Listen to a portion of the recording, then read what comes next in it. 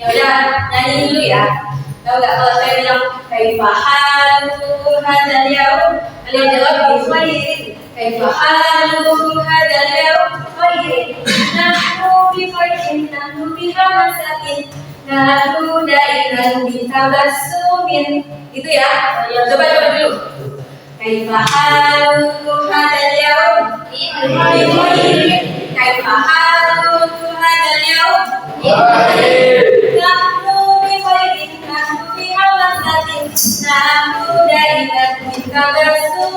Bisa ikuti nggak?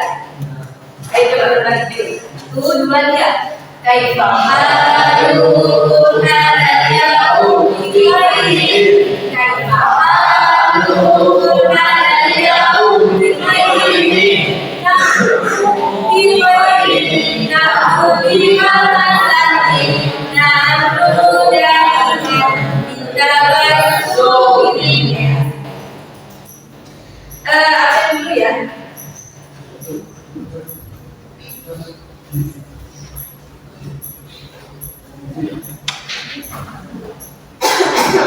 Ahmad Fajri, Adila Reski, Hadisa Lumri, Lutfan, Muhammad Fahmi, Muhammad Fatur, Muhammad Wahyu, Muhammad Fahmi, Muhammad Bakir, Nurul Izzah, Rama, Rizky, Royman, Safina, Uswatun, Inam. Ada yang tahu nggak kita hari ini belajar apa? Agama.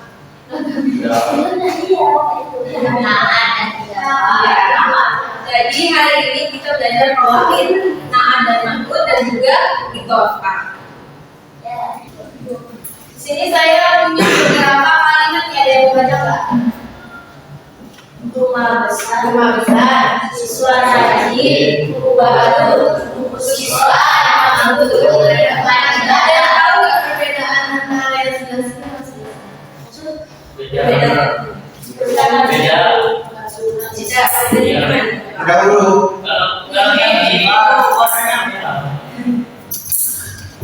Rumah besar, ada beda. Rumah besar itu kan maksudnya rumah yang besar. Yang besar. Rumah itu apa? Atau benda. Atau dalam bahasa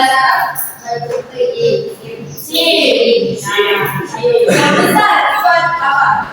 Anak.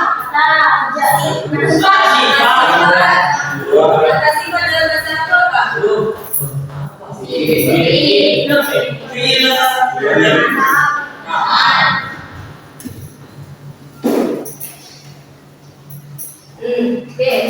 Terus jadi di dalam bahasa Arab itu ada namanya na'at.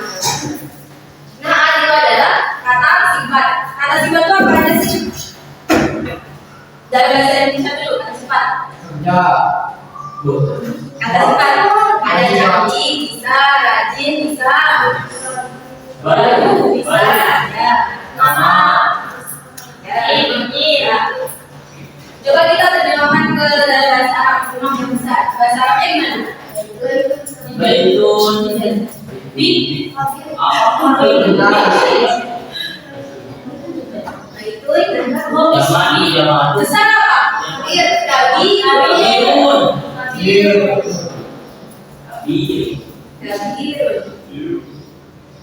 Baitun ini adalah manhut.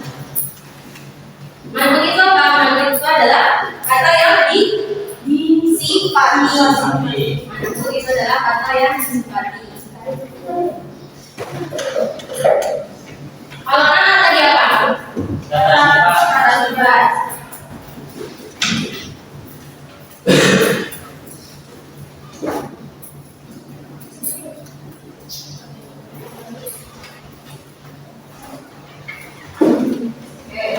Itu tadi yang pengertiannya. Kalau anak itu adalah kata sifat atau kata yang menjelaskan. Kalau manhut itu adalah kata yang disifati. Contohnya ini, baitun kabir, artinya rumah yang besar. Nah, di dalam kaidah bahasa Arab, nah itu harus mengikuti manhutnya dalam 4 keadaan.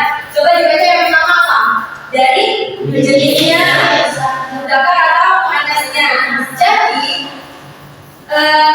nah itu harus mengikuti manhut dari jenisnya. Kalau si manhutnya ini mudzakkar, maka naatnya juga harus mudzakkar. Di sini baitun itu kata mudzakkar. Apa bedanya sih mudzakkar sama muannas? Mudzakkar itu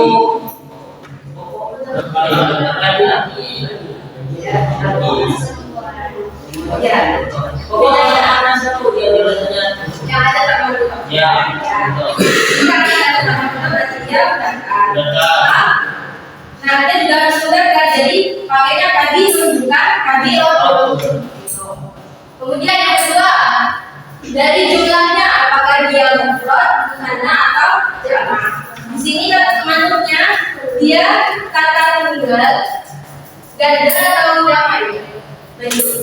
Baitun artinya apa? Satu semua berarti dia tunggal. Berarti intinya nasnya juga harus mufrad. Bukan jadi roti atau bukan tapi jadi karena dia terus yang ketiga harus mengikuti manhut dari i'rabnya atau harakat akhirnya. Di sini manhutnya harakat akhirnya apa? Maka di situ harus. Terus yang terakhir dilihat dari nakirah dan makrifat yang tahu. Nakirah itu adalah umum. Kalau makrifat khusus. Bedanya nakirah dan makrifat gimana? Kalau di kalimat ini dia nakirah memakai makrifat. Baitun rumah, nakirah umum. Bedanya kalau makrifat itu biasanya diawali alif. Baitun kabirun, rumah yang besar. Berarti rumahnya umum, kita nggak tahu rumah yang mana, jadi bebasin aja. Tapi kalau dijadikan makrifat, berarti dia diawali alif. Artinya rumah yang itu, jadi dia udah khusus gitu, udah spesifik yang mana. Tapi karena di sini baitun tidak diawali alif, berarti dia nakirah. Maka di sini juga harus nakirah, tidak diawali alif. Kalau sini paham atau ada yang bukan?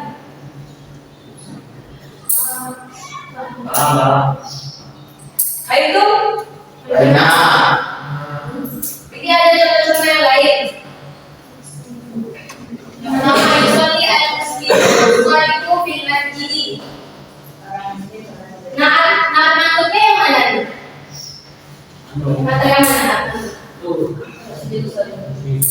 Al-muslimu as-salimu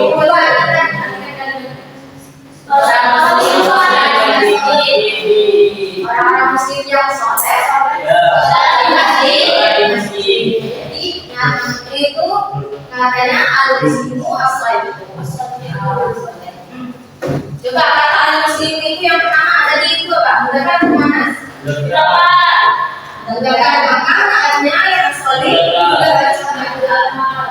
Terus yang kedua dari jumlahnya al-muslimu itu artinya apa? Seorang muslim. Maka ada juga harus mufrad, harus tunggal. Soleh itu harus tunggal.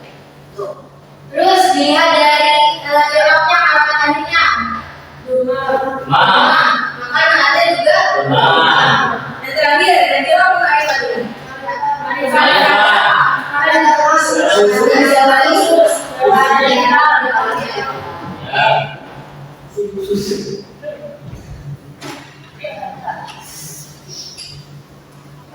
Terus lanjut ke pengertian buku.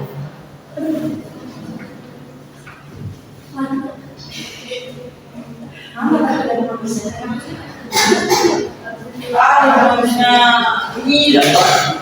Tapi pakai apa? Pakai kertas. Itu di belakang.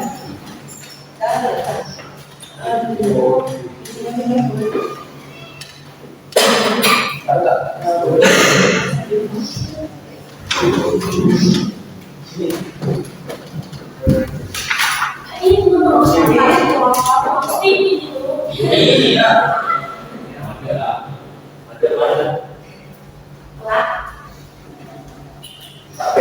Yang kedua ada idhofah. Ada yang tahu nggak idhofah itu apa? Idhofah adalah menjadi satu membentuk satu kalimat. Ya. Jadi idhofah adalah dua kata yang digabung menjadi satu sehingga membentuk suatu makna. Oke. Contohnya tadi apa? Buku siswa ya. Siswa. Maknanya apa itu? Buku milik siswa. Jadi dia menunjukkan keterkaitan.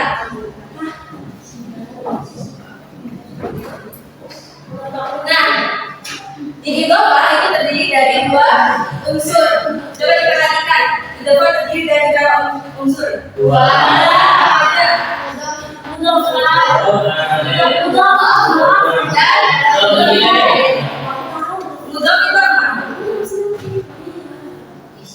Ialah yang dihubungkan. Ialah isim yang dihubungkan. Dihubungkan atau disandarkan pada sebenarnya.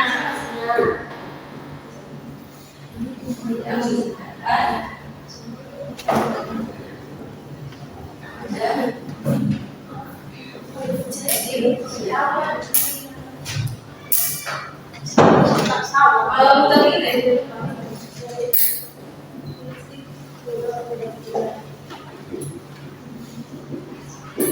udah ya ini. Isim yang terletak setelah mudhaf.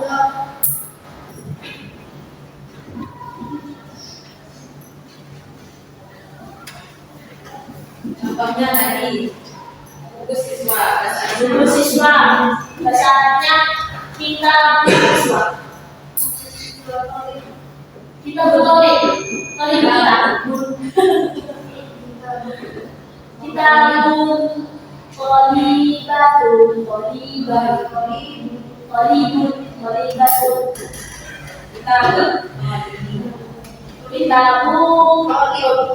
oke itu cuma ya.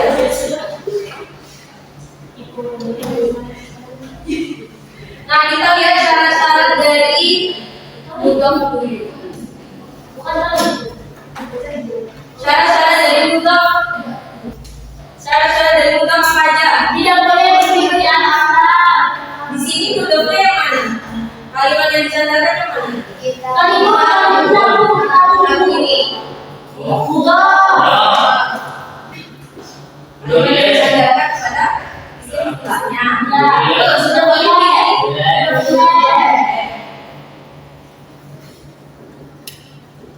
Syarat-syarat mudhaf yang pertama tidak boleh diawali alif lam.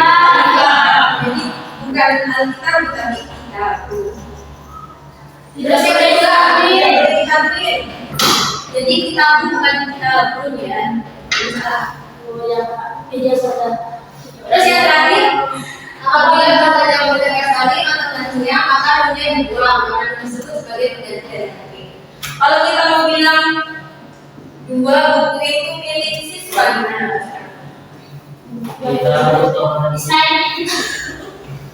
Doa. Kesian tinggal menambahkan yang belum dilakukan. Tinggal berarti apa?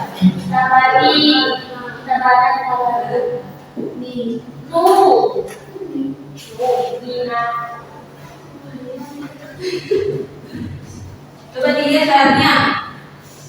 Yang ketiga, apabila upaya dari keterangan nanti yang namanya dari dua, jadi di sini harusnya gimana? Kita ada, mana dua? Jadi kita ada.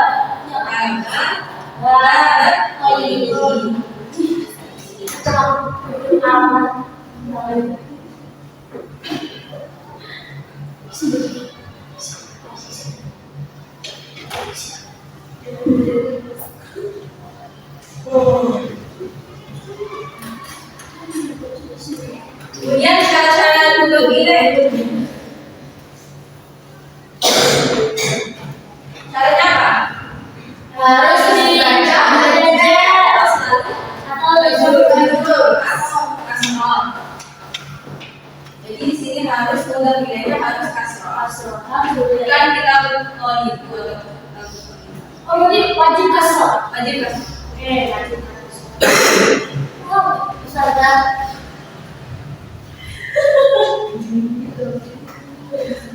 Nah di sini ada contoh-contohnya. Ada yang beda kan? Di Islami warga yang menghormati kalian artinya bagi agama agama Islam dan jadi agama Islam adalah agama Di Indonesia. Inovasi yang mana ini? Itu yang Inovasi di Islam yang awal harus ada. Iya.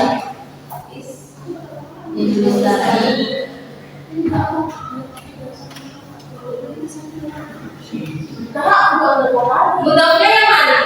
Yang itu dizu. Mudaf yang bawahnya Islam itu benar. Tadi syarat mudaf itu apa aja? Tidak boleh terus tidak boleh terus kalau apabila jamak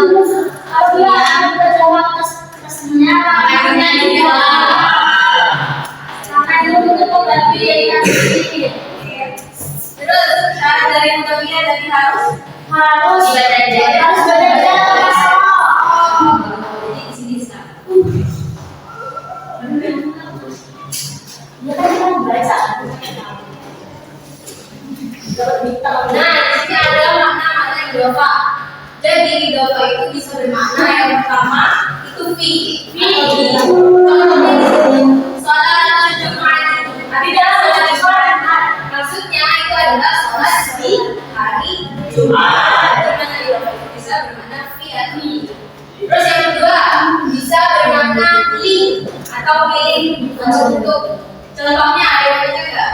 Contohnya maka beda artinya tempat ibadah.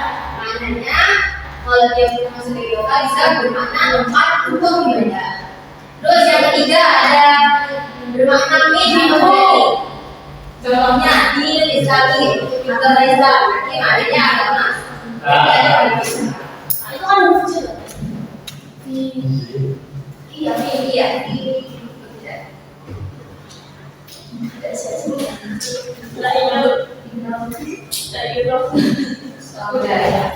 Sudah. Nah sekarang iya.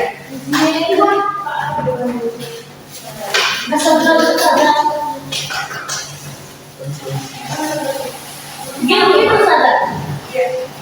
Iya. Ini kan pakai jilbab. Nanti di sini saya akan bagi kelompok ya, kelompok 1 dan kelompok 2. Di sini ada gambar yang Jadi. Oh, kayak tentang bullying ya. Apa bahasa Arabnya tentang mereka? Chris Rice. Inggris aku belajar Arab. Apa sih? Bahasa seperti kata aku. Jadi ada dibagi dua kelompok. Setiap kelompok itu mengambil 6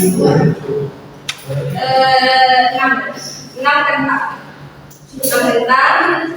Ini kentangnya ini berisi contoh-contoh dari untuk dan juga idofa. Jadi nanti tugasnya kalian adalah mengelompokkan atau menentukan mana sih contohnya yang termasuk nama, mana sih contohnya yang termasuk idofa. Nanti kalian tempelkan di sini. Kalau misalnya kertas yang ini termasuk contoh nama, kalian tempelkan di sini. Kalau termasuk contoh idofa, kalian tempelkan di sini. Oke? Baik itu? Nah. Oke. Kalian dulunya di mana? Mau baca?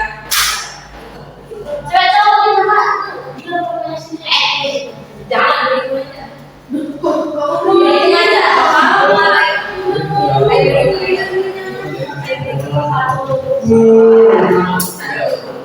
Satu, dua. Ingat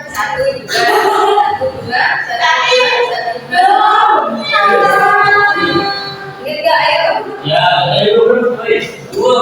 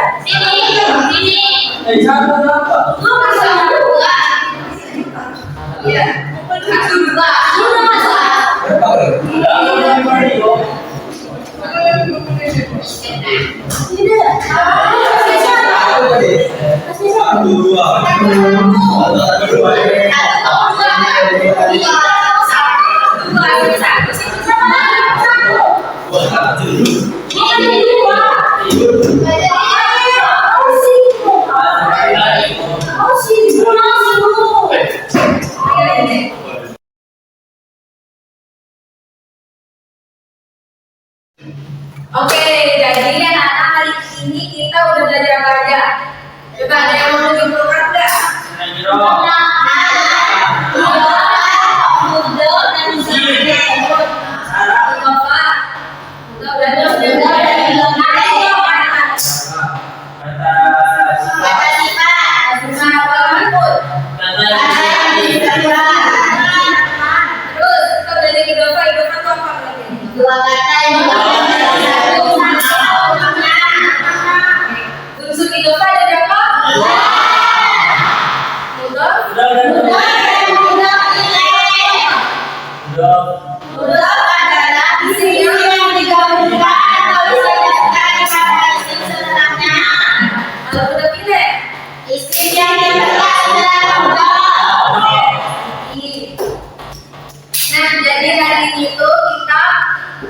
Tidak cuma belajar kaidah saja ya, tapi kita juga belajar tentang keberagaman agama yang ada di Indonesia. Seperti contoh kalimat manfaat yang kedua tadi, kalimatnya itu gimana? Di Indonesia tanah urut kabirun fil adiyah. Nah dari sini kita bisa mengambil pelajaran bahwa meskipun kita berbeda-beda, tapi kita tetap harus saling menghargai sama lain, saling menghormati, saling didukung dan sebagainya. Nah, begitupun dalam belajar bahasa Arab ya, mungkin tadi masih ada yang bingung tentang manfaat atau begitu Pak. Itu gak apa-apa, yang penting kalian tetap terus mencoba dan mencoba, karena setiap usaha yang kalian lakukan itu sama. Dan ingat ya, orang yang berilmu itu bukan cuma yang pintar secara akademik, tapi juga yang mempunyai hati yang baik, bisa menghargai orang lain dan menggunakan ilmu tersebut untuk hal-hal yang baik. Terus terakhir, semoga kalian itu tidak hanya menjadi siswa yang cerdas saja, tapi juga memiliki akhlak yang mulia. Amin.